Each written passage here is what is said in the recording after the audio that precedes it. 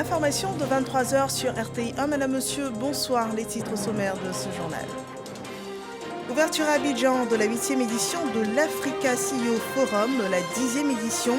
La souveraineté, la croissance verte et la transformation industrielle sont au cœur de ce grand rendez-vous d'affaires. La cérémonie d'ouverture a vu la présence des acteurs du secteur privé et de plusieurs chefs d'État, dont le président ivoirien Alassane Ouattara. Les opportunités d'affaires et les réformes qui améliorent le climat des affaires en Côte d'Ivoire font l'objet d'une présentation par le vice-président au cours d'un déjeuner qui réunissait les investisseurs présents à l'Africa CEO Forum édition 2022. Et nous parlerons aussi dans ce journal de la visite du ministre ivoirien de la Défense en Côte d'Ivoire. Téné Birahima Ouattara a été reçu par le ministre des Armées pour parler de coopération autour des défis de défense de la Côte d'Ivoire. Bienvenue dans ce 23 heures. La communauté Africa CEO Forum a ouvert l'édition 2022 de ce forum d'affaires ce jour à Abidjan. Présidant la cérémonie d'ouverture, le chef de l'État ivoirien Alassane Ouattara a présenté la vision 2030 de la Côte d'Ivoire aux investisseurs et entrepreneurs réunis. C'est une ambition de construire un intérêt mutuel entre le secteur public et privé pour créer des emplois pour la jeunesse et également la croissance des économies. L'événement a pour thème souveraineté, croissance verte et transformation industrielle, les nouvelles routes de la prospérité africaine. Suivons le résumé de l'ouverture avec Jérôme Kofi Abola. Hôtel Sofitel Ivoire ce lundi, l'ambiance y régnant est d'un caractère tout à fait particulier. Il marque le lancement de la 8e édition du Africa CEO Forum. Plus que jamais, le secteur privé doit être le moteur des stratégies de développement. Il sera l'élément essentiel pour que la croissance ne soit pas simplement rythmée par l'évolution du prix des matières premières. Il nous faut des entreprises capables d'être compétitives sur le marché extérieur et de produire en masse. Cérémonie présidée par le président Alassane Ouattara. Souveraineté, croissance verte et transformation industrielle, les nouvelles routes de la prospérité africaine. C'est le thème choisi à la faveur de cette rencontre au sommet. Thème que le président Alassane Ouattara ne manque pas de saluer, vu qu'il cadre avec toutes les démarches pour faire face aux préoccupations du moment et surtout en rapport avec la réalisation des grands chantiers qui visent à assurer le développement de la Côte d'Ivoire. Le thème de cette édition est en ligne avec les principaux défis auxquels nous sommes confrontés ici en Afrique.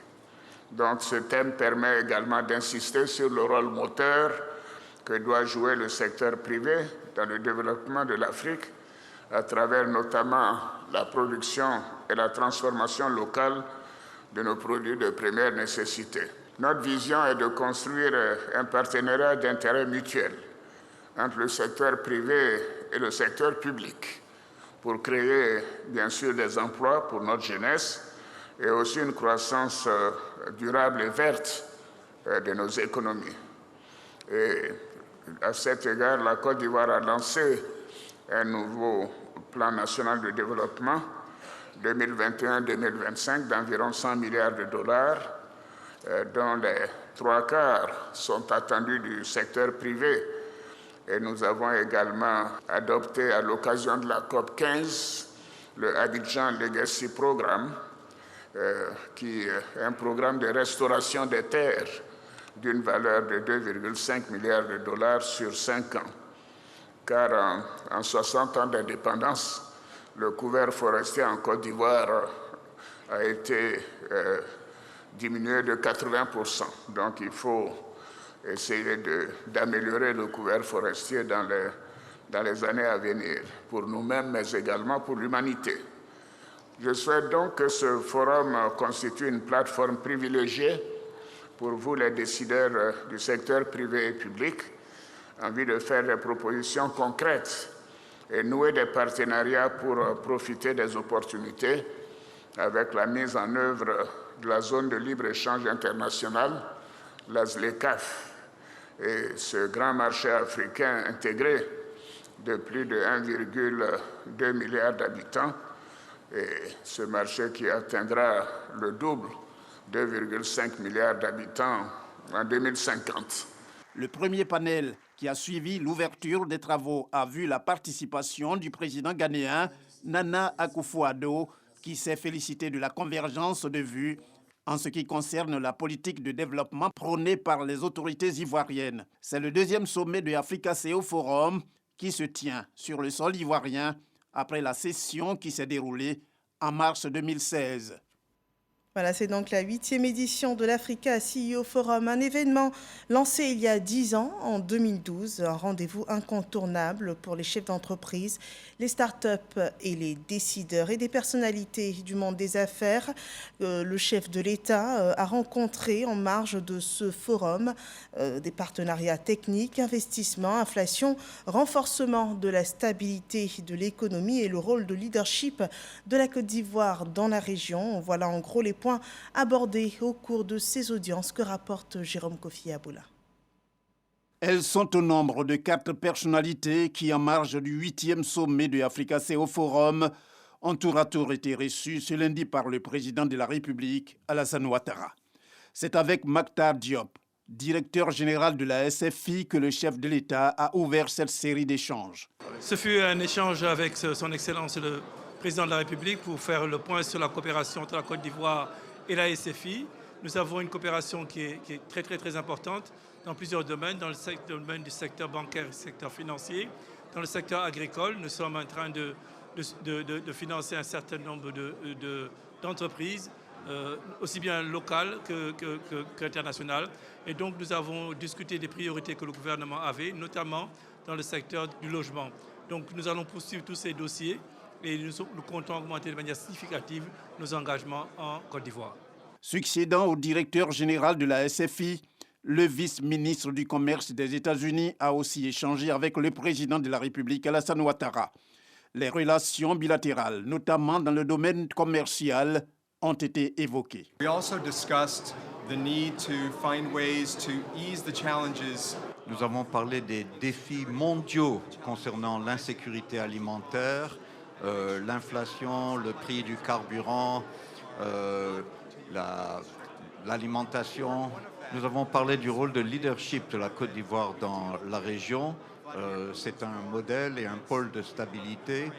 Et nous avons parlé de notre engagement conjoint à œuvrer davantage pour renforcer la stabilité dans toute cette région. Avec la présidente du groupe Air France KLM, également reçue par le président Alassane Ouattara, l'accent a été mis sur un partenariat gagnant-gagnant. C'était le bon moment, une opportunité pour rappeler nos liens très anciens et surtout notre intention de développer notre activité en Côte d'Ivoire. Nous avons un partenariat ancien déjà avec Air Côte d'Ivoire.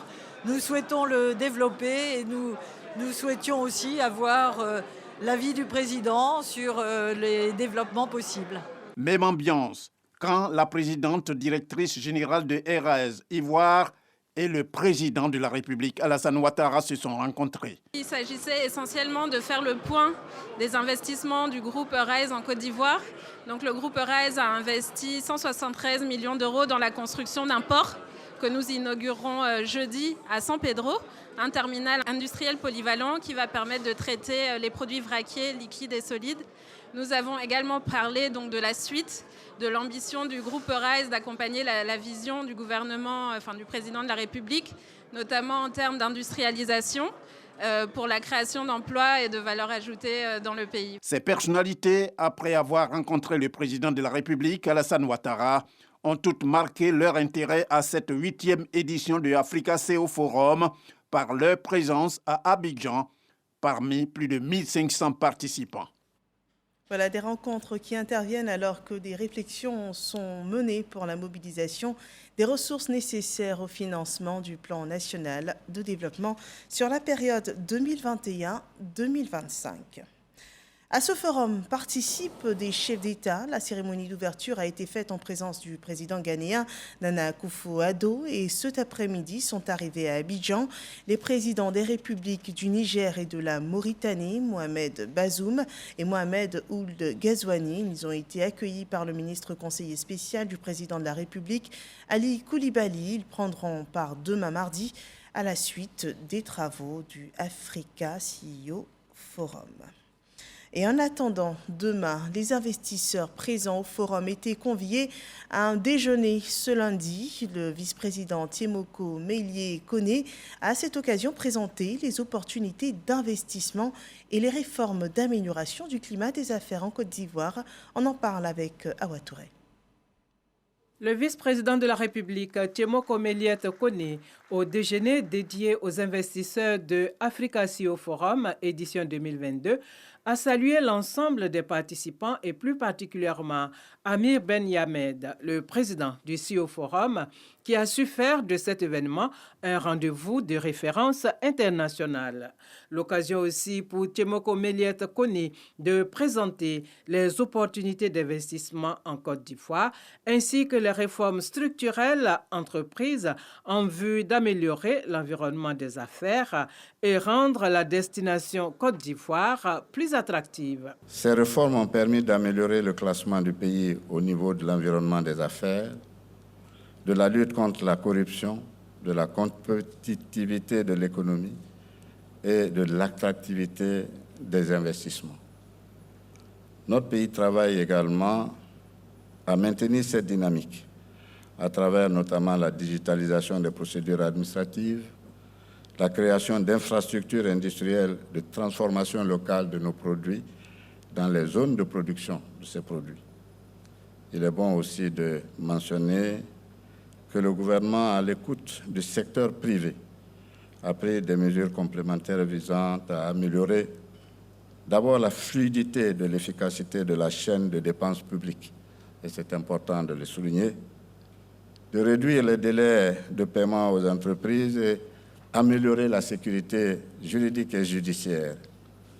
Enfin, amplifier la lutte contre la corruption et la fraude et surtout, enfin, renforcer la compétitivité de notre système fiscal. Le vice-président de la République a par ailleurs indiqué qu'il existe aussi d'énormes potentialités dans le secteur du vivrier avec une forte demande au niveau national et sous-régional pour un marché de 300 millions de consommateurs dans l'espace CEDEAO. La Côte d'Ivoire se projette vers la modernité et la prospérité à la vitesse que seules connaissent les révolutions. Il ne s'agit plus là de l'espoir d'une nation, mais d'un grand programme bien concret d'action, disait ce matin le Premier ministre au cours du panel Investir en Côte d'Ivoire. Patrick Hachi a aussi présenté les opportunités d'investissement dans le pays au cours d'échanges à la primature avec une importante délégation d'hommes d'affaires américains. Alexis Ouedraogo pour le compte-rendu. À ce rendez-vous du secteur privé africain, le gouvernement ivoirien est au contact des investisseurs. Face à eux, tour à tour, ministre de l'Agriculture, de la Santé, du Tourisme et de la Construction et du Logement présente les opportunités d'investissement dans ces différents secteurs.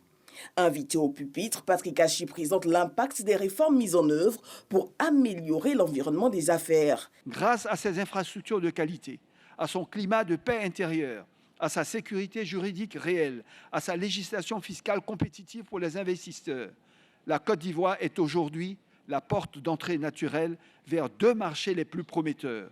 D'une part, l'Union économique et monétaire ouest-africaine, qui compte 130 millions d'habitants et de consommateurs, naturellement, partageant une monnaie unique et stable arrimée à l'euro. Et deuxièmement, la communauté économique des États de l'Afrique de l'Ouest, la CEDEAO, avec ses 400 millions d'habitants, qui sera l'une des zones les plus dynamiques de la ZLECAf. Et le pays veut aller plus loin, notamment sur les points de la transformation de ses produits agricoles.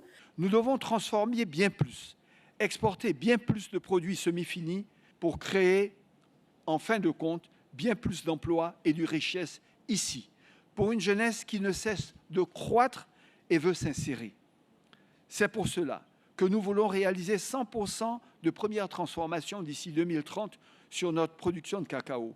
En y parvenant, et en captant ainsi autour de 25% de la valeur ajoutée mondiale d'ici 10 ans, cela générerait un revenu supplémentaire de plus de 45 milliards de dollars par rapport à 2020, soit l'équivalent de près de 75% de notre PIB en 2030. Cette économie ivoirienne veut demain être un hub majeur du continent africain. Ce hub, je veux vous inviter à le plébisciter, à le rejoindre pour participer à son dynamisme, à ses projets d'envergure, à sa soif d'avenir et de progrès.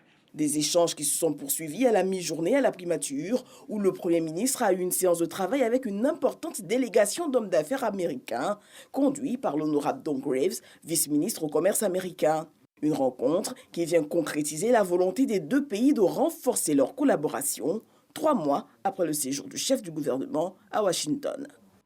Voilà donc construire des partenariats performants et gagnant-gagnant, une instruction qui porte déjà ses fruits à la fin de cette première journée. 3 établissements bancaires obtiennent de la Proparco 6 garanties de portefeuille pour un montant de 19 milliards de francs CFA pour le financement des PME ivoiriennes. Jean-Luc Bangbo. C'est à la résidence de France en Côte d'Ivoire que Proparco, filiale du groupe Agence française de développement dédiée au secteur privé, a octroyé cette garantie à ces 3 institutions financières. Un engagement envers l'entrepreneuriat ivoirien qui se traduit par un financement de plus de 19 milliards de francs CFA. Ces garanties de portefeuille sont permises aujourd'hui grâce à la mobilisation et au soutien du gouvernement français au travers de l'initiative Choose Africa et également au travers de la mobilisation de fonds délégués de l'Union européenne qui, depuis quelques années, s'est engagée très volontairement en faveur du soutien du secteur privé en Afrique. Les 3 institutions financières occupent depuis de nombreuses années une place centrale dans le financement de l'entrepreneuriat en Côte d'Ivoire. Des partenaires historiques de Proparco qui renforcent ainsi leurs activités de prêt aux PME et aux très petites et moyennes entreprises ivoiriennes. Ce que va permettre cette garantie-là, ça va permettre à l'institution financière de prendre plus de risques et de financer des gens qu'elle n'aurait pas financés en temps normal ou de donner des montants plus élevés par rapport à ce qu'elle aurait donné en temps normal. Nous sommes très engagés et des outils comme ceux que Proparco nous offre ici sont des outils qui nous permettent justement d'avoir cette dynamique et d'accompagner les PME ivoiriennes dans leur développement. On a un partenaire qui s'engage justement à nous aider dans la logique de la couverture du risque, ne serait-ce que partiellement, mais entre 50 et 80%, convenez avec moi que c'est significatif. Donc l'apport de Proparco à travers ce mécanisme-là, c'est d'aider justement au financement de l'économie ivoirienne.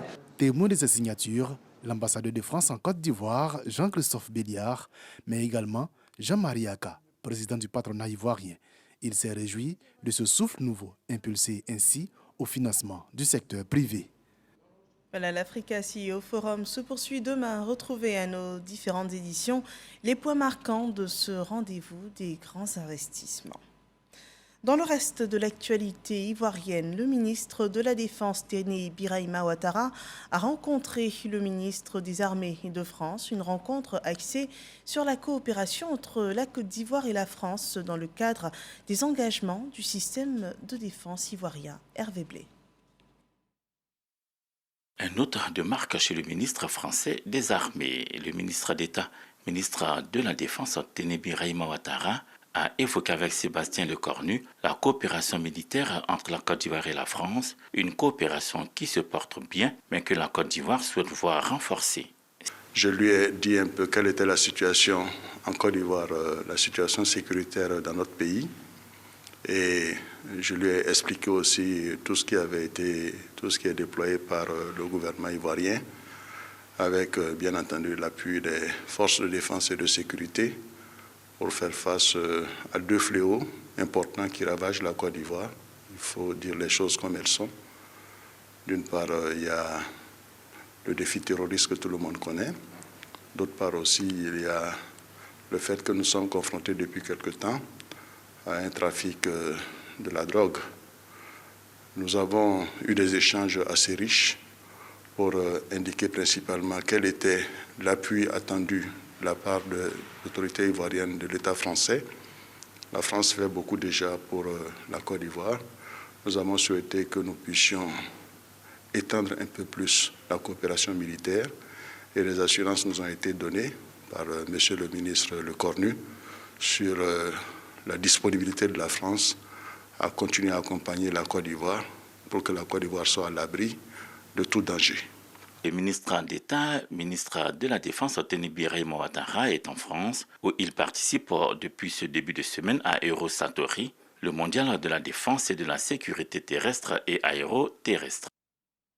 En Côte d'Ivoire, le nouveau président de l'Assemblée nationale, Adama Bictogo, était dans le nord du pays ce week-end, à Séguéla et à Korogo. Une visite, mais surtout un devoir de mémoire pour rendre hommage aux illustres disparus du RHDP, feu les premiers ministres Amadou Gon Coulibaly et Ahmed Bakayoko et son prédécesseur à l'Assemblée nationale, Amadou Soumaoro. C'est un voyage que raconte Herman Kivé. C'est aux environs de midi moins le quart que le président de l'Assemblée nationale, Adama Bictogo, et la forte délégation qui l'accompagne ont mis pied à terre à l'aérodrome de Daloa, avant de rallier par la route Séguéla. Une forte délégation composée d'une quarantaine de députés mobilisés pour accompagner cette symbolique qui encadre la visite du président de l'Assemblée nationale à Séguéla et Korogo. Séguéla, terre des Bakayoko, des Soumaoro, des Timité, des Binaté et des Diomandé. Adama Bictogo et la forte délégation qu'il conduit prennent la direction du caveau familial des Bakayoko, où repose pour l'éternité Ahmed Bakayoko, ex-premier ministre de la République de Côte d'Ivoire, arraché à l'affection des siens par la grande faucheuse. Après avoir posé une gerbe de fleurs sur la tombe de l'illustre disparu, vient la minute de recueillement, accompagnée par les prières, dites par les imams et chefs religieux présents pendant ces instants. Le président de l'Assemblée nationale, Adama Bictogo, ainsi que toute sa délégation prennent ensuite la direction du caveau familial des Soumaoro. Une fois sur place, le geste, avec toute sa symbolique, est répété. La pose d'une de fleurs sur la tombe d'Amadou Soumaoro, feu président de l'Assemblée nationale décédé le 7 mai dernier. D'émotion pour ses proches, dont les yeux sont encore imbibés de larmes. Moment de recueillement pour la délégation. Amadou Soumaoro, Ahmed Bakayoko et moi-même, nous avons parcouru et nous avons mené autour du président Alassane Ouattara tous les combats qui permettaient au président Alassane Ouattara, aux Ivoiriens, aujourd'hui, de tirer profit de la transformation économique que connaît notre pays. Je ne pouvais pas donc succéder à mon grand frère, président de l'Assemblée nationale, et commencer mes activités sans venir non seulement m'incliner, mais venir lui demander, à sa mémoire, de veiller, de m'accompagner au nom de la fraternité qui nous lie. Aujourd'hui, je repars d'ici avec en moi le sentiment de continuer ce que mes frères avaient commencé pour le Ouorodougou. Un acte que les membres de la famille Soumaoro apprécient. Vraiment, la famille est beaucoup contente. On ne fait que remercier le président et Adama Bictogo pour son soutien moral. Nous sommes reconnaissants pour tous les efforts qu'il a faits depuis le début de ses obsèques jusqu'à ce jour. Que le Seigneur l'accompagne dans sa nouvelle mission. Retour sur Daloa par la route, avant d'embarquer de nouveau pour Korogo. Korogo où les populations sont sorties massivement, avec à leur côté les élus et cadres, pour saluer l'arrivée du président de l'Assemblée nationale. Direction le domicile du chef de canton de Korogo, Issa Coulibaly, qui, après les civilités présentées par le président de l'Assemblée nationale, Adama Bictogo, accorde ses faveurs et sa bénédiction à celui qu'il considère comme un fils de Korogo, Adama Bictogo. Ce fils de Korogo, le président de l'Assemblée nationale, qui va d'ailleurs se recueillir sur la tombe de feu le Premier ministre Amadou Gon Coulibaly. De longues minutes de silence qui en disent long sur la qualité et la portée de ce moment de recueillement. Mon jeune frère, le ministre de la Communication, quand je venais d'être désigné le lendemain, je lui disais, mon premier acte avant tout exercice, c'est aller m'incliner sur la tombe de mon grand frère. Je suis donc venu lui confier mon mandat, qui puisse briller sur ce que je vais entreprendre, mais que de là-haut, il puisse donc veiller sur son père qu'il a laissé, Alassane Ouattara, qui est pour moi le manteau protecteur de ce que j'entreprends. Les cadres et élus de Korogo apprécient le geste. Je tenais à dire merci au président de l'Assemblée nationale, M. Adama Bictogo. Vraiment, cet acte ça nous a beaucoup touchés. Je les ai vus marcher ensemble avec le feu Amadou Gon Coulibaly. La mission que le président Alassane Ouattara a confiée au président Adama Bictogo, il a confié à toute la Côte d'Ivoire, en particulier à Korogo.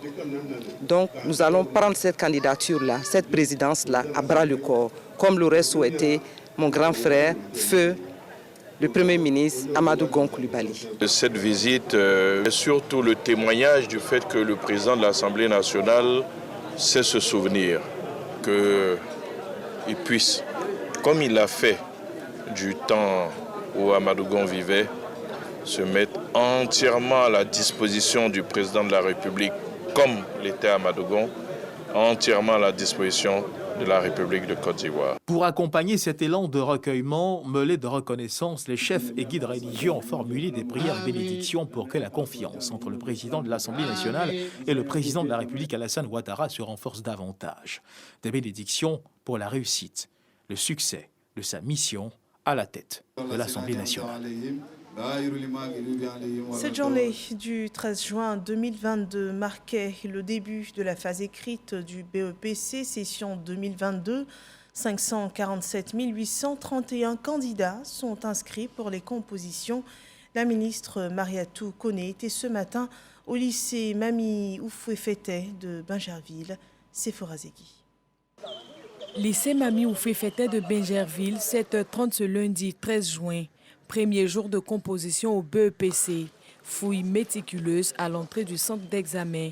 Le stress peut se lire sur le visage des candidats. Je suis un peu stressée parce que c'est ma première fois. Avec la grâce de Dieu, ça va aller. Dernier conseil de Marie-Chantal à sa fille qui affronte pour la première fois le BEPC. Elle partage le stress de sa fille. À cause de la distance, elle compte rester sur place jusqu'à la fin de l'épreuve. Ce sont des ados, souvent, on quitte un peu loin. Donc il fallait que je l'accompagne et me rassurer qu'elle arrivait à son centre. Si la mère de famille compte rester là, ce n'est pas le cas des élèves. Les premiers candidats sont à leur place. Le dispositif sécurité également est en marche. Dans la salle informatique, le personnel est présent. Le chef de ce pôle nous explique les mesures en vigueur. Dans chaque établissement, il y a un dispositif qui est déployé. Et donc, dans ces établissements-là, il y a des opérateurs qui sont commis. Cette équipe-là, elle a la possibilité de voir ce qui se passe à Korogo, ce qui se passe à Bundiali, ce qui se passe à Odiané. Et puis, dès qu'il y a un mouvement suspect, on attire l'attention du chef de centre. Dans ce centre, 700 candidats compétissent pour cette première journée en physique, chimie et en composition française.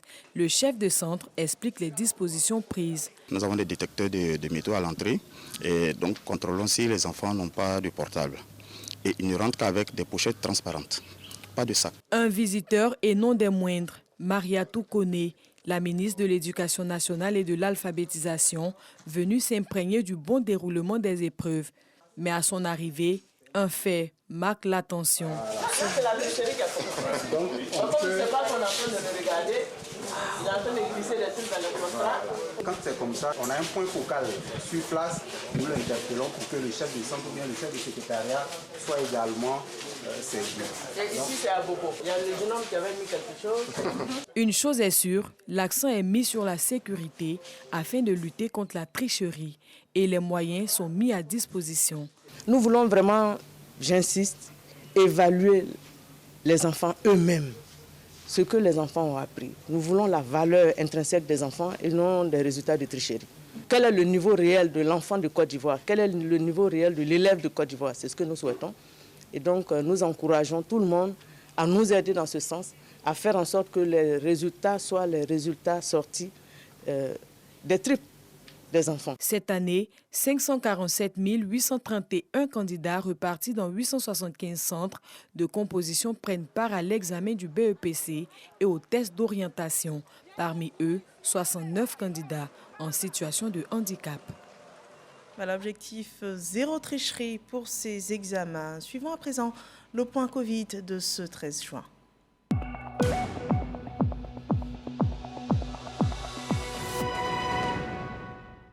Cinq nouveaux cas de Covid-19 ont été détectés ce jour. Également, on annonce 10 nouveaux cas de guérison.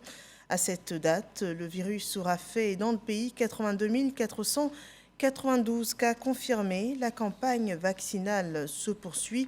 14 489 957 doses de vaccins anti-Covid ont été administrées à ce jour en Côte d'Ivoire.